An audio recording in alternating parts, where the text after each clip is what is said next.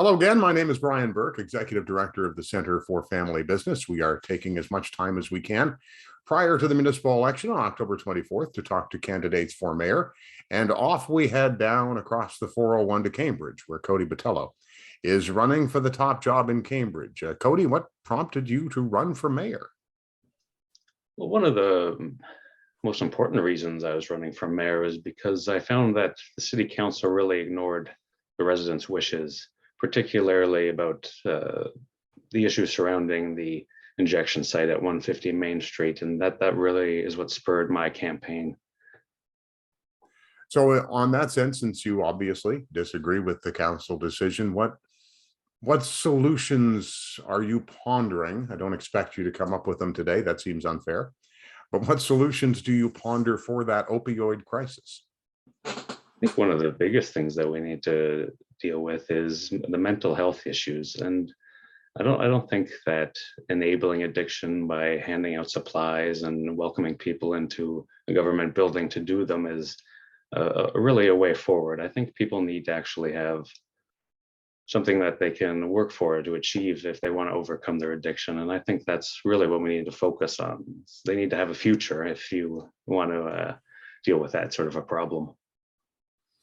So in your mind, how do we provide that future? Because I think that's a very difficult thing to do. Someone has to want it.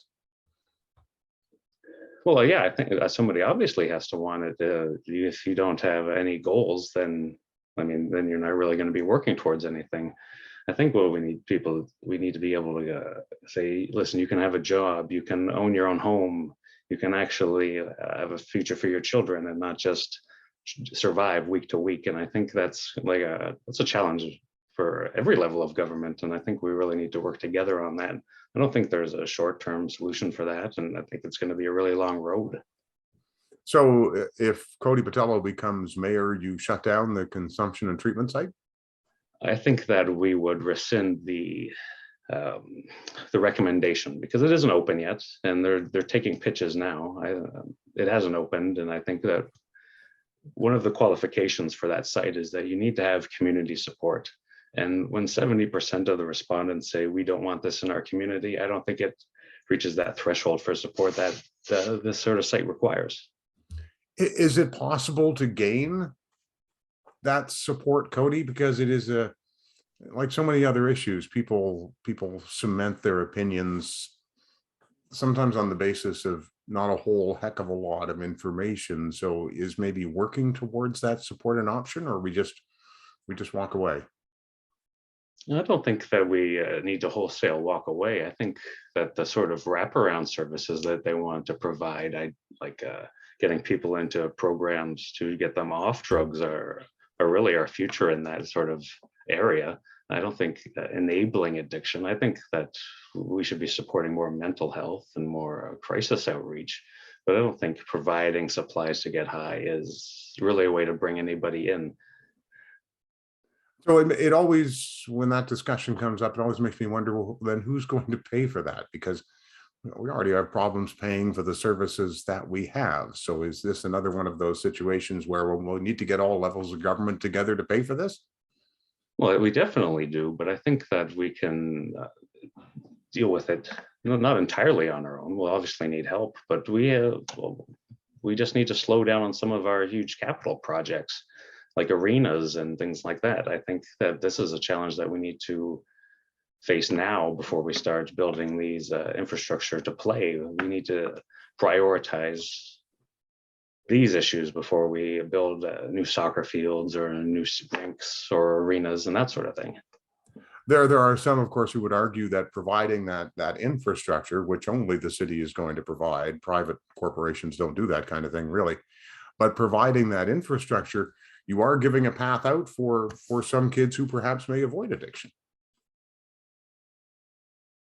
I think that's an excellent point, and I think that that's going to be a really big issue coming up, especially with school closures for so long. That I think a lot of people's mental health has deteriorated in the last few years. And I'm not against building these things, but I think we ought to slow down a little bit. So we shouldn't be investing so much of our capital into them at this time. And these are multi-year projects. They're going to take a long time. And if we want to keep going with these stadiums and like rinks, I don't think it's a bad idea, but maybe we could save money in other areas. One of the biggest, well, there's a quite large expenditure coming up with, I know it's paused now, but the reconstruction of the dam at Riverside Park. And I don't think that the taxpayers of Cambridge should actually have to foot the bill for that, because that's property of the P&H Milling Group, and they're quite a large company, and they should be able to pay to maintain their own property. When you become the mayor of Cambridge, you're lucky enough to get to sit on regional council too. And so there's a bonus. We've already heard word in the last couple of weeks about a projected tax increase at the regional level of 11%.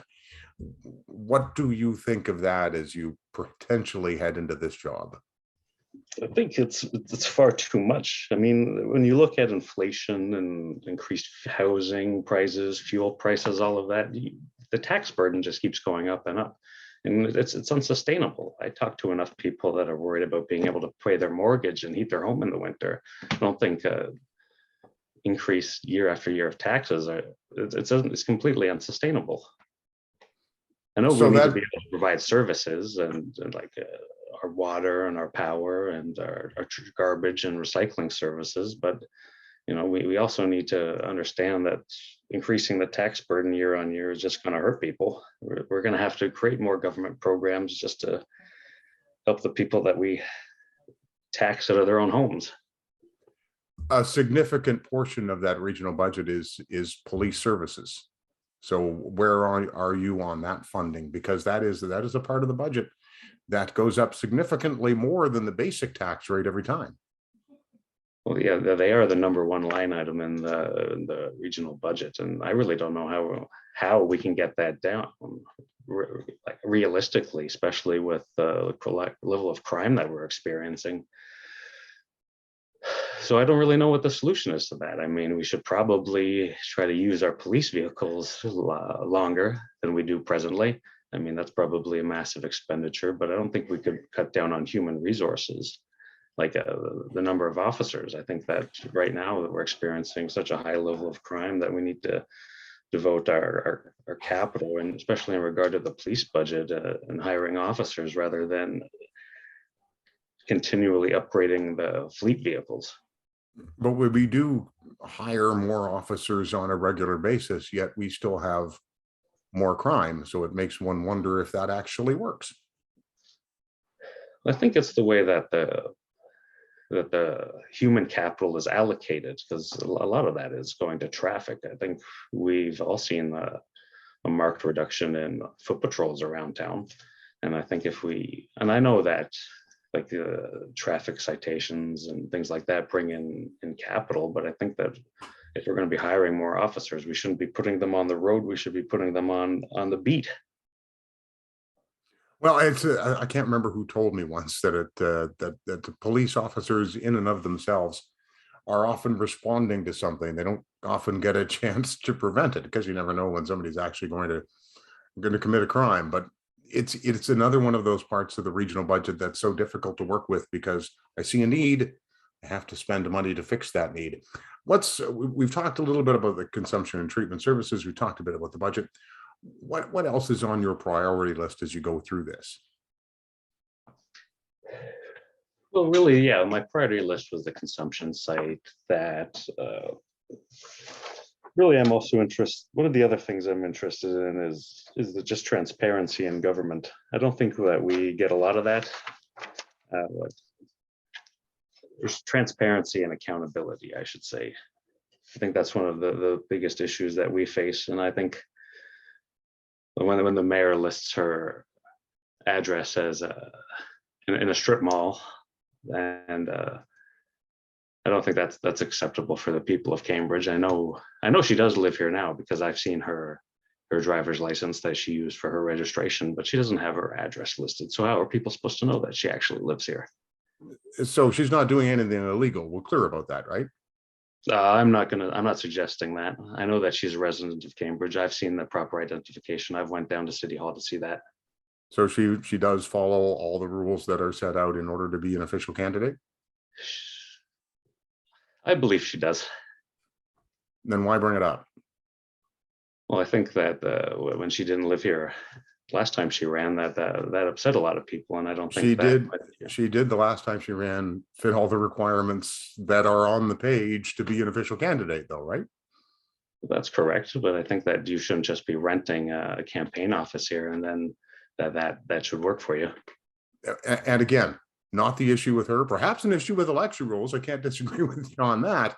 But in this particular case, if you're following all the rules, I find it's difficult to criticize anybody for that. I'd criticize the process, but maybe not criticize the person. Cody, I know it takes a fair amount to stand up and ask yourself to be judged by your fellow residents. So I always have a great deal of respect for that. Thank you for stepping up and running. I think it always makes for an interesting election when people do decide to contest seats. It's way better than having empty seats. So thank you so much for running. And for everybody else, I remind you that voting day is not that far away. It is October the 24th.